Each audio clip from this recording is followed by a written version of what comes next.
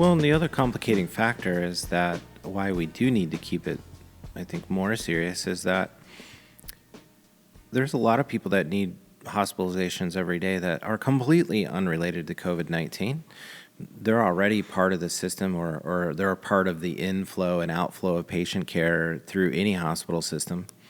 But say I come in with elevated heart rate and I might be having a heart attack or some other chest pain.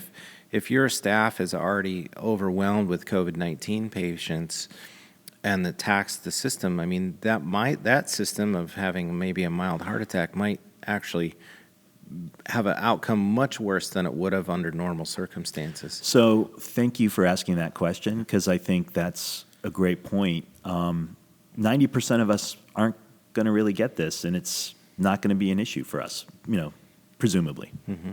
That does not mean that we don't have the other ailments that we normally have, because those are things that happen. And a heart attack's a great example. And I think what I'm worried about as a healthcare leader and a physician is, will our standard of care have to change for the worse, right? Mm-hmm. Because of this prioritization piece that we have to do, or that we have limited healthcare resources to devote to all the different people that need us at the same time. I mean, might you not have a real ICU nurse taking care of you in the ICU? I mean, that's possible. Would you have there's not enough intensive care physicians around to manage that surge in patients, right? So that makes me very, very uncomfortable, Brian, and that's one thing that really keeps me up.